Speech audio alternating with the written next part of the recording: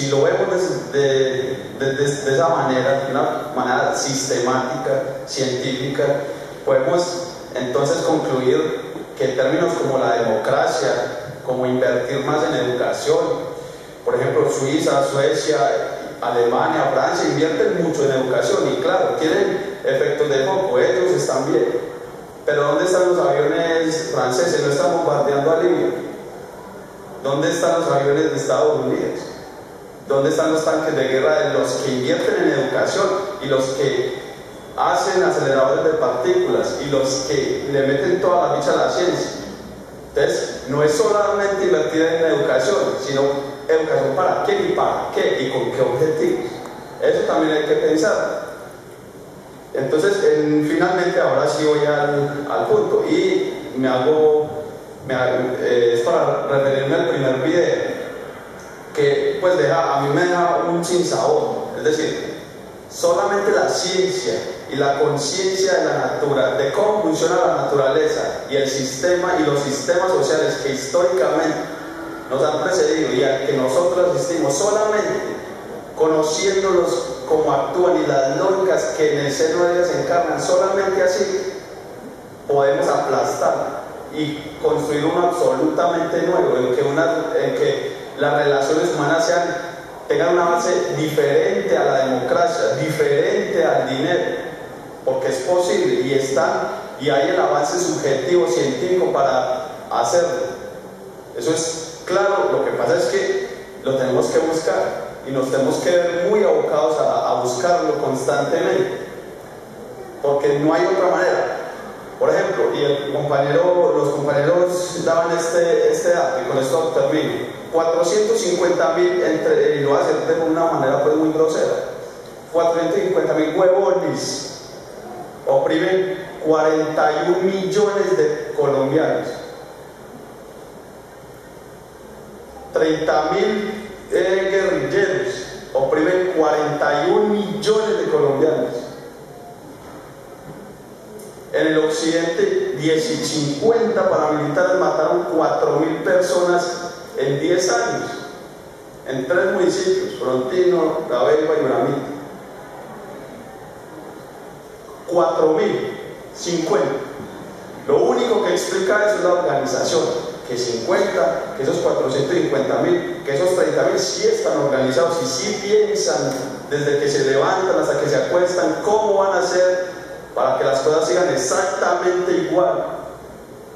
Y si nosotros, los que forcejeamos con las ideas, no pensamos y no nos lo tomamos en serio, desde la mañana hasta la tarde, pensar cómo y qué madre vamos a hacer para terminar con esta situación que siembra horrores en todas las partes del mundo y que crea solamente efectos de foco, panitos de agua para unos cuantos. Si nosotros no pensamos eso, nunca, es imposible que eso se termine. ¿Por qué? Y no es porque no lo diga o porque un barbado lo diga o porque no sé quién alemán lo diga, ¿no? Ni no sé quién chino lo diga, no. Es porque eso se demuestra en la práctica. No es porque Newton lo dijera, sino porque eso se podía demostrar. No es porque Copérnico lo dijera, no es porque Pasteur lo dijera, no es porque Spallanzani, no es porque la ciencia lo diga, es porque se demuestra en la práctica. Y voy a ser muy insistente, están las condiciones subjetivas y un desarrollo del conocimiento para que esto cambie radicalmente a una etapa absolutamente diferente a esta. Pero si se entonces ese ya no es trabajo del paraíso, ¿no? Pues claro, si uno lo deja la novia se pone triste, hay problemas, siguen habiendo problemas, pero es una etapa, de lo que se habla es una etapa en que no sea necesaria la guerra y la lucha de clases para afrontar los problemas antagónicos en el seno de la sociedad. Y eso se lo tenemos que pensar de forma radical, muy diferente al posmodernismo y a la basura identitaria que nos meten siempre, que todo es relativo, que la verdad no existe, que no podemos conocer el mundo porque todos tienen su propia verdad. Eso es mentira y se demuestra. Eso es así que tenemos que pensar, nos tenemos que ver abocados a pensar en eso, en medicina, en física, en química, porque si eso no fuera así, David sí decía, nada más liviano que el viento puede volar, pero yo no decía, no veía las aves. Y muy bueno sería retrocedernos en el tiempo, aunque eso es muy idealista para montarlo en un avión. Tenemos que pensar así, científicamente, conocer verdaderamente, no programar mingas de pensamiento para hacer un sancocho, no programar actividades para que terminen en Bantú, no programar todas las cosas que lo único que hacen es confundir, pensárselo en serio para acabar con todas esas cosas que constantemente pasan en el sistema que nosotros asistimos. Eso era lo que yo quería decir. Muchas gracias.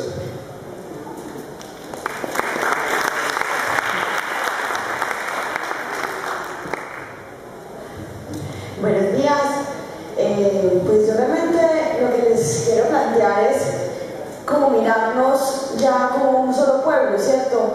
No mirarnos como los indígenas o como los afro, los estudiantes, pues mirarnos como un solo pueblo y mirarnos que es el momento de creer que nos podemos autogobernar, que nos podemos automandatar, que podemos nosotros mismos decir qué queremos y para dónde vamos, pero que eso necesita un compromiso real, un compromiso que no sea vine a este foro y ya cumplí, un compromiso que implica que de aquí voy a salir a trabajar y que de aquí voy a salir a pensar y que de aquí voy a salir a por lo menos contarle al que está a mi lado, a decirle a mi mamá, a decirle a mi papá, a trabajar, ¿sí? Pero es que aquí las cosas se quedan en que sí, yo fui al foro de los indígenas, soy lo máximo y conocí muchos indígenas, pero no salen, ¿sí? Y yo realmente considero que este es el momento. Es posible, no es idealismo. Es posible que las comunidades se automandaten y que logremos sacar por fin un gobierno de equidad que sea propuesto por nosotros, ¿sí? Porque es la única forma.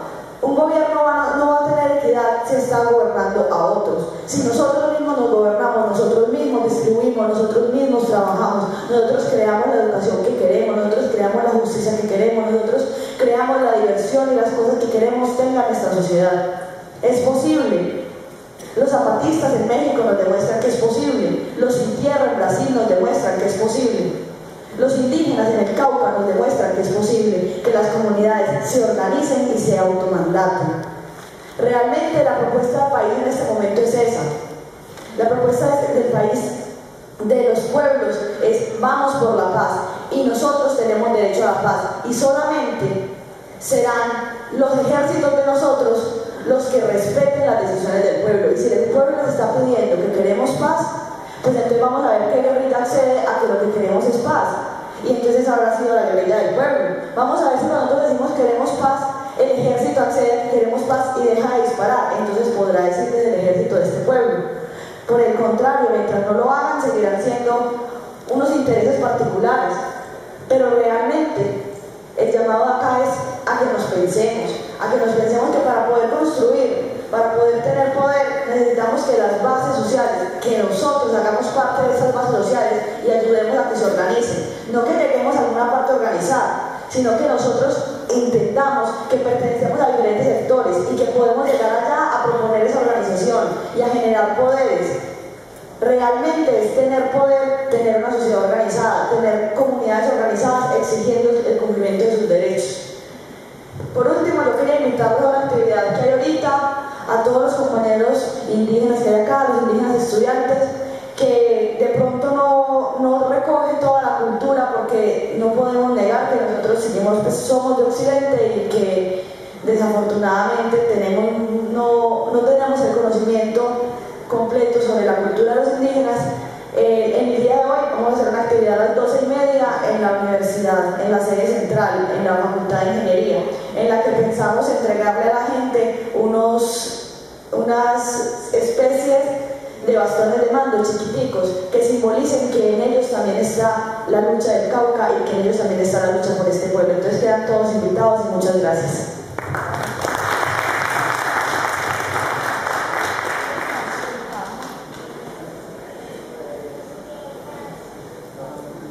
Por aquí está, compañero.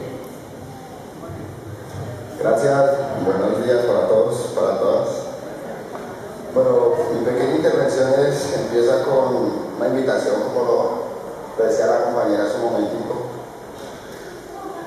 Los enfrentamientos en el Cauca no solo, como decir, no es de ellos. Lo del Cauca nos concierne, la verdad es a todos, independientemente si somos o nos autodenominamos indígenas. Porque detrás de eso está la vida, está la biodiversidad, somos humanos, somos hermanos. Y la verdad es que desde mucho tiempo a nosotros nos han dividido, nos meten fronteras cuando nosotros nunca tuvimos fronteras. Esa guerra que se está viviendo, la verdad es una guerra ajena, es una guerra donde están metidos los campesinos en su mayoría, porque yo creo que, o ustedes sabrán que es muy raro encontrar al hijo de Uribe, pues por allá en el Cauca prestando servicio militar, al hijo de Santos, o de un Ardilalule, pues son gente de estrato abajo, que es muy triste, son carnales de la guerra. Otra cosita que quería agregar ahí era que las fuerzas militares no son fuerzas públicas, son fuerzas privadas, porque ellos están al servicio del capital, están al servicio privado, no están al servicio del pueblo. Y es muy lógico al ver cuando, por ejemplo, los estudiantes salimos a protestar, ¿por qué no se echan a la policía? ¿Por qué no echan al ESMAD si no lo tenemos el derecho a protestar cuando nos sentimos inconformes con alguna decisión? Porque yo, por ende, los invito, es que no somos sujetos políticos, todos somos sujetos políticos.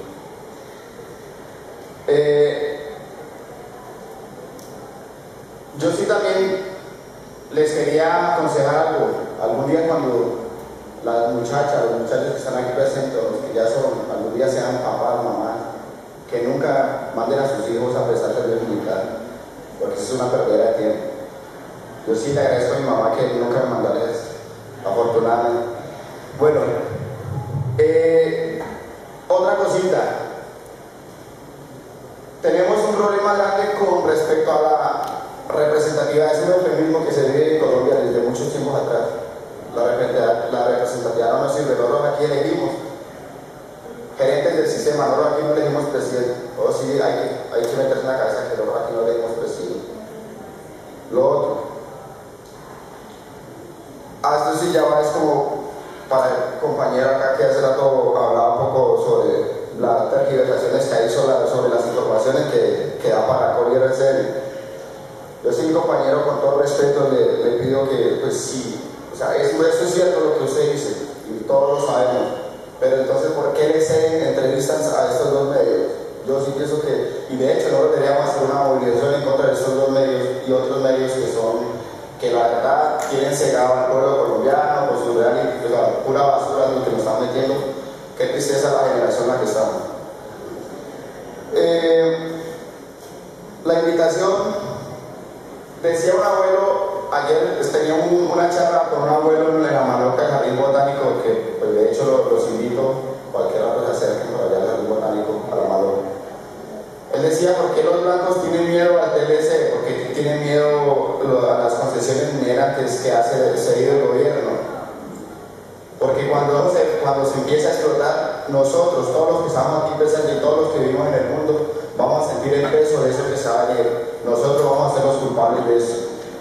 Entonces, como decía la compañera, yo sí los invito a que no seamos tan teóricos. Uno en la academia le enseña muchas teorías, más bien ser más pragmáticos. Si pudimos contra la reforma de la ley 30, podemos para muchas cosas más. Muchas gracias, compañero.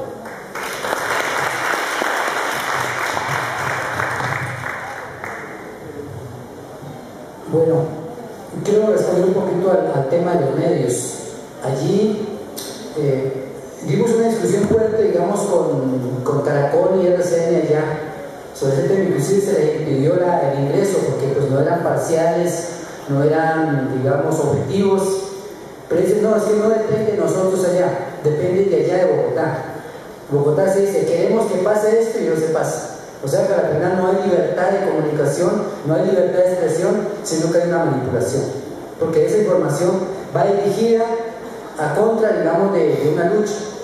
Y simplemente nos mostraron, lo que generó fue, digamos, rechazo a eso que estábamos haciendo, generó xenofobia, se generó ese odio a los indígenas en el Cauca, inclusive los poderes económicos del Cauca se levantaron en Popayán, nos hicieron, primera vez se organizaron y se levantaron a una movilización en contra de nosotros, en Popayán.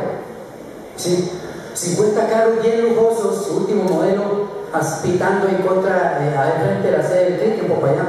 Primera vez que vieron eso.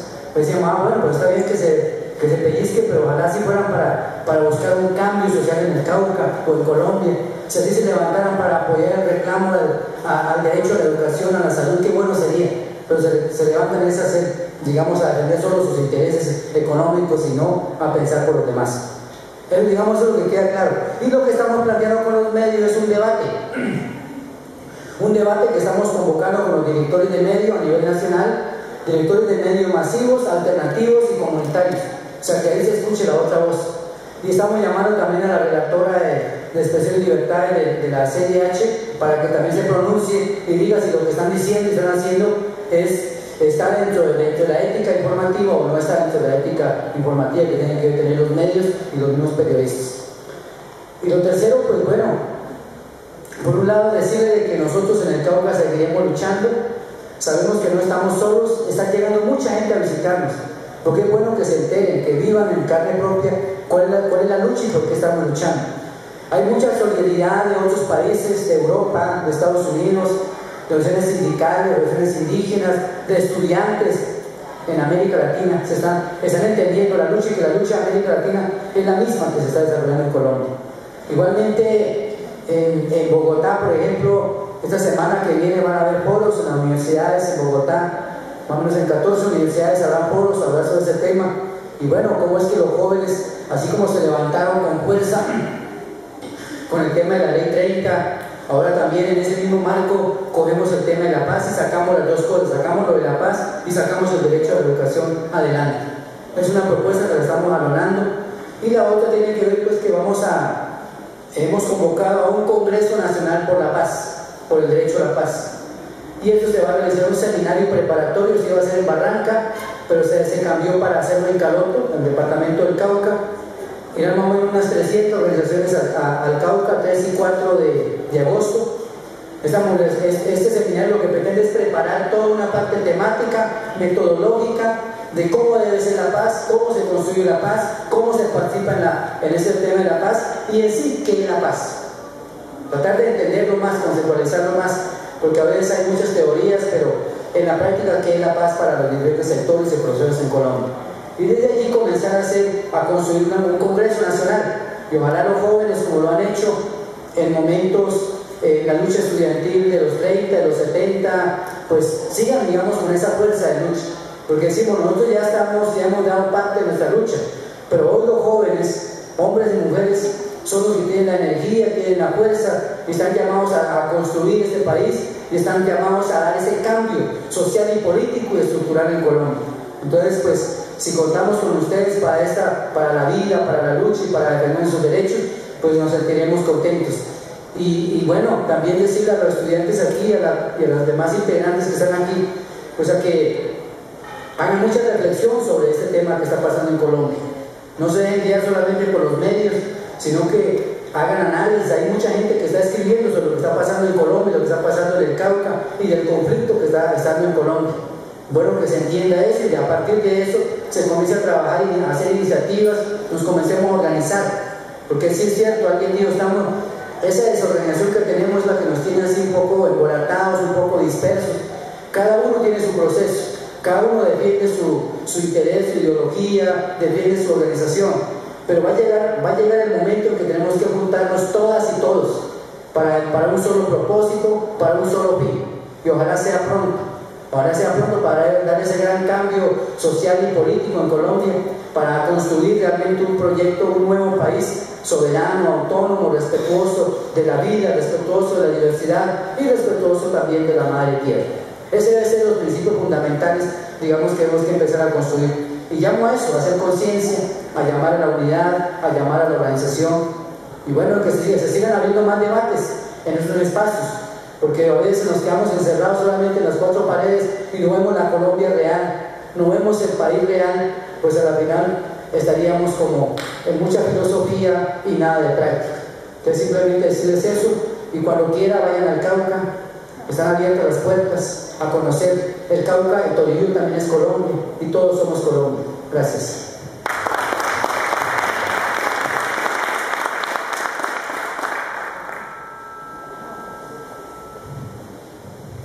Bueno, de parte de la Organización Indígena Antioquia, de la Corporación de Estudiantes Indígenas Nazamizar, les agradecemos por haber venido a haber asistido a este foro. Esperamos nos haya dado un poco más de luces para entender lo que está pasando en el departamento del Cauca y comprender también un poco la realidad nacional. Les agradecemos, vamos a estar como estudiantes indígenas abriendo otros espacios para que sigamos dialogando, reflexionando y generando propuestas, que eso es lo más importante, propuestas. Una última intervención de la compañera. Buenas tardes con todos y con todas. Mil gracias por el momento. Bueno, yo soy de Ecuador y en primer lugar, gracias. En primer lugar quería enviarles a ustedes un saludo de solidaridad, felicitarles por la lucha tan constante y tan fuerte que realizan los movimientos indígenas. En el Ecuador también hay mucha historia de movimientos indígenas.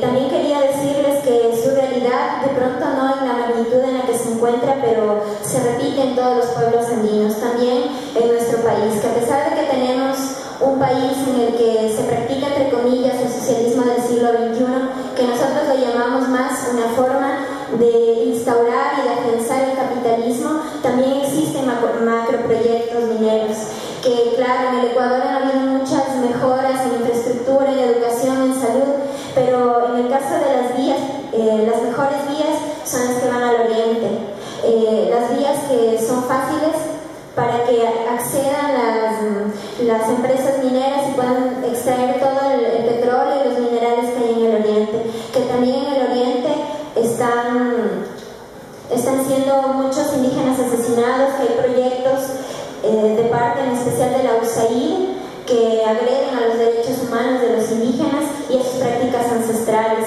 y bueno, que sigan adelante con su lucha.